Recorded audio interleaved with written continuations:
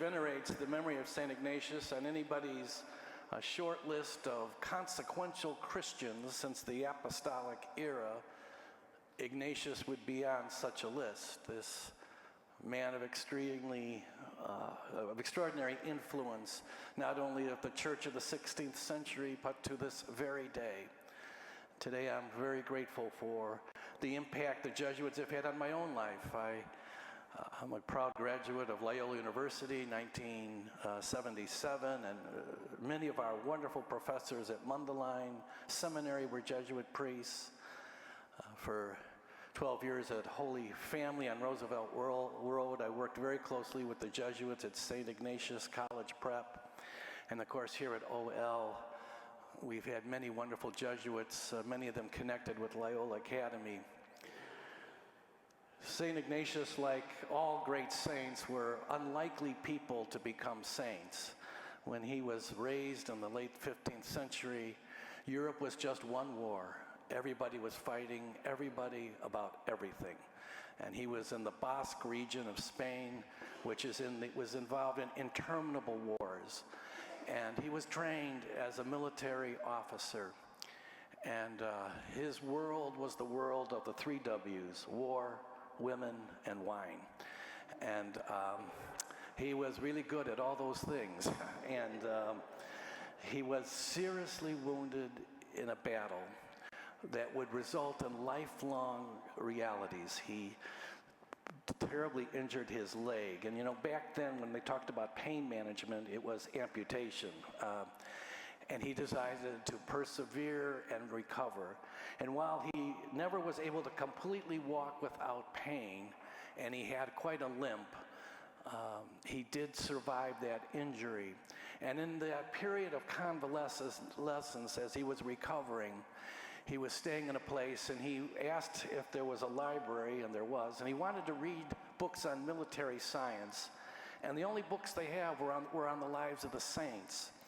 And so he began this initial phase of his conversion as he was mystified and taken by the stories of these valiant saints of the past. And he became particularly interested with St. Francis of Assisi. And it would be in these months of convalescence that he would move from being a soldier of war to a soldier for Christ. And he began to apply the military principles of organization, of mission, of purpose, from a military context to a spiritual context. He felt initially called to be a Franciscan, and he attempted to join the Franciscans in Jerusalem and was turned down, which is something the Franciscans love to keep reminding Jesuits about, that he just didn't have it. Then he went on to the University of Paris, where he befriended a group of like-minded men, and that's where the companions of St. Ignatius were born. In 1541, there were 7 Jesuits, and here in 2025, there are 17,000 Jesuits, one of the largest religious orders in the world. And St. Ignatius began a process of spiritual conversion. His spiritual exercises are the foundation of any journey in the spiritual life.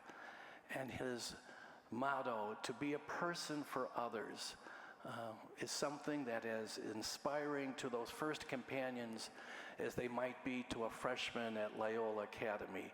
My life is in service for others. And this gospel is a beautiful gospel that captures so much the spirit of St. Ignatius. You know, our faith is a great treasure, and our life is a journey of discovering this treasure, of cultivating this treasure, of sharing this treasure. And it's not a one and done deal. Life is a journey in which we are constantly growing in the spiritual life. As we look around the world today, we see that there are many Jesuits that continue to influence the life of the church. You know, right now, a short list of the great theologians in the church today, for the most part, are all Jesuits. When I was at Ignatius, it was at the time of the election of Pope Francis, and there was this wonderful banner in the cafeteria which said, If you got a tough job, get a Jesuit. And Pope Francis thankfully said yes to the call. Ignatius was a prolific writer. He wrote 7,000 letters that are very rich in spiritual wisdom.